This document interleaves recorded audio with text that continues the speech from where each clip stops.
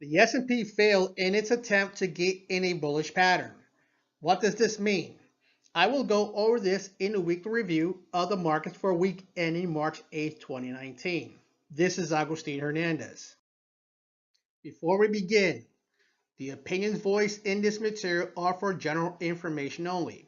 All performance reference is historical and is no guarantee of future results. All indices are unmanaged and may not be invested into directly.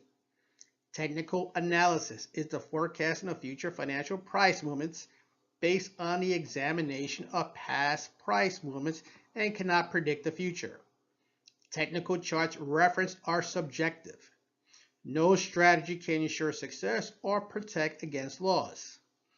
International markets involve special risks such as currency fluctuation and political instability. These risks are often heightened for investments in emerging markets. International investing may not be suitable for all investors. Investing involves risk, including loss of principal.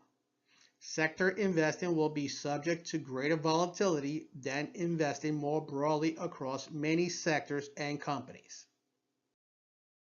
On this week's agenda, we go over the results of the S&P for a week ending March 8th, 2019. It was a down week. What does that mean for the 2-month rally? Also, with the recent short-term weakness, what percentage of stocks were able to hold their 200-day moving average? We will also examine the weekly chart of the S&P. This will allow us to slow down all the short-term noise and see where it is in the longer view.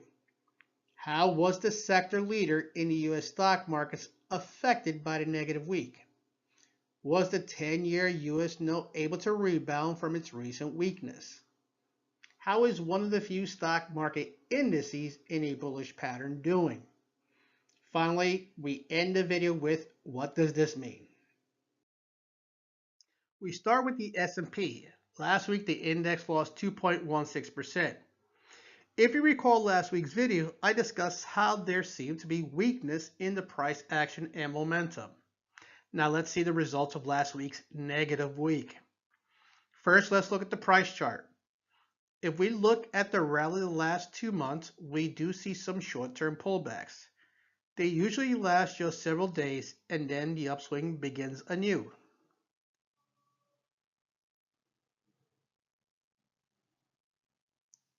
Last week was the first week all year that the S&P was negative every day. And if we look back to the previous week, there was an additional 3 days of losses. So for the S&P, 8 out of the last 9 trading sessions have been negative. We can also see a crowning from the last pullback up to last week. We see price peak at 28.1688 and begin a new negative slope down. Another thing to notice is that price started and finished on Friday below its long-term moving average. The one positive is that the 50-day moving average is still sloping higher. Now let's look at the MACD part of the chart. The MACD again is a momentum indicator that combines 2 separate moving averages to give us momentum signals. Now since the previous video, we have continued to see patterns of orange bars, which is negative momentum. That is not a good signal. But for now, this is just a short-term pullback. It may be resting before another run up. But for now, we are just witnessing short-term weakness. Last week, I went over the percentage of stocks that were above both their 50 and 200-day moving averages. This week, I will only look at the percentage of stocks in the S&P above their longer-term 200-day moving average. As we can see, there was an effect from the weakness in the price action of the S&P. We hit a short-term peak in mid-February when 64.6% of S&P stocks were above their 200-day line. Now that number has fallen to 54%. This shows me that there were many stocks that barely got above their long-term trend indicator after the 2-month rally. The key will be how many can stay above in the event of another pullback.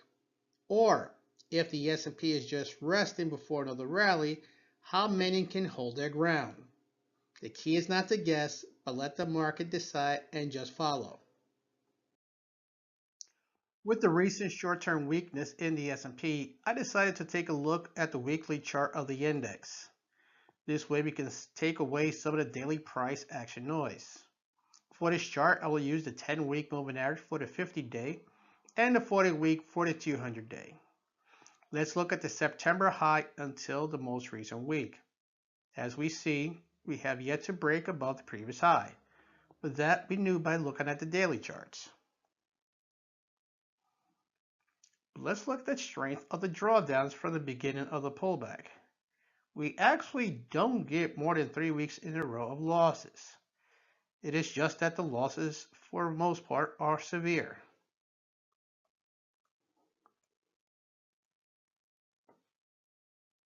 Now, the rally had 4 straight weeks of gains, followed by a week loss, and then another 5 weeks of gains. So despite 9 of the 10 previous weeks of gains, the index still did not get past the old highs or the moving averages in a bullish pattern. Now, we finally hit another red bar, a heavy one. Again, 1 week of losses means nothing, but we are still in a bearish pattern. The 10-week is still below its longer 40-week moving average. Let's see the candlestick can end a week at least on the 40-week line and not below it. Now let's focus on the MACD chart. Here we see a major difference from the daily charts. One, we are still in green. But we do see some weakening in the longer weekly charts. The key is to stay in the green, even if momentum gets weaker. And the reason is that we are in a bearish pattern, which means that there are concerns about the strength of the index. Any long-term orange bar weekly weakness will not be good for the index. While the S&P had a loss of 2.16%, what did one of the leaders of the rally do? Well, the NYSE Infotech sector had a loss of 3.52% last week. Now let's look at where the moving averages are. The good news is that the 50-day line is still rising and is still above its long-term 200-day moving average. But we can see its price started the week below and stayed below its 50-day line. And now it is just sitting on its 200-day moving average. So for now, it may be that the 200-day line is a support line. Another aspect of this index I did not like last week was that the previous highs were getting lower. At some point, this sector will need to start getting above its old highs.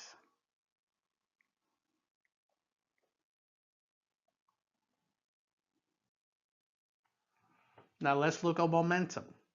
We still see weakness in the MACD as the bars are orange. But we do see some small gathering of strength, or at least the downward momentum is losing steam. That will be interesting to see over the next week or two, if it can get back into the green. For now, this index, which has led, is in a stalling pattern after its pullback. The key will be, can it hold at or near its 200-day moving average? Despite weakness, can the 50-day line stay above its longer-term moving average? We shall know soon. With the short-term struggles of the S&P and the U.S. stock markets, how has that affected the 10 U.S. Treasury note? Well, last week, this government obligation gained 0.92%. More importantly, its price got above its 50-day moving average. In fact, now the only price that is higher than the close on Friday is at the peak of the beginning of the year.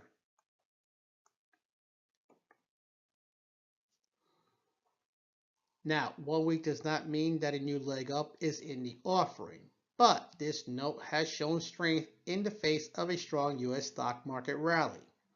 Now, let's look at momentum. After a 2-month absence, we see a green bar appear on the 8th. It is just one green bar. If this index can gather positive momentum in the next several days, then the old high of 123.508 is within reach. But a rally in this index does not bode well for US stocks, as this index is inversely related. Our last chart of the day is one of the few global stock indices that is actually in a bullish pattern. The Bovespa Brazil Index did have another negative week as it ended 0.23 lower. But the key is that the last 3 trading days saw this index slowing down its downtrend. It was able to stop the bleeding and stay at its 50-day moving average, and that is a sign of strength. Let's see if it can build from this point and challenge the highs of the year. Now momentum is still in the orange, which is negative. This index will need to start gaining strength and get back into the green to begin any sort of long-term rally. So for now, this index, which is in a bullish pattern, has shown some strength and for now has held at its 50-day moving average. The next step to gaining strength is to get the MACD lines back into green. What does this mean? Last week's pullback put the 2019 rally on pause, and yet though the rally has been strong and it may feel like it could not stop, the fact is the S&P is still in a bearish pattern. Its 50-day moving average will need to get and stay above its longer-term moving average to get into a bullish run. Also, the previous highs in September 2018 will need to be passed. The question now is, what will the US stock markets do from here? Is this just a pause? Are we getting ready to roll over and test the lows of December? 1 week won't tell us, so we just have to pay attention to what the market is telling us. The last time we were in a similar spot to where the S&P is in currently was in late 2015. The S&P rallied after a major drawdown and looked like it was about to break out. But the results were that it failed in that attempt, rolled over, and went below its previous lows.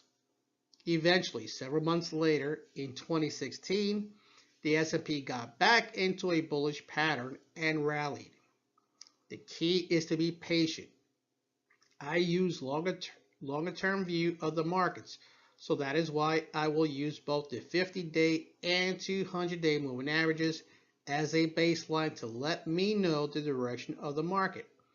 And based on this longer view, we are not at a full recovery in regards to the S&P and most of the global equity markets.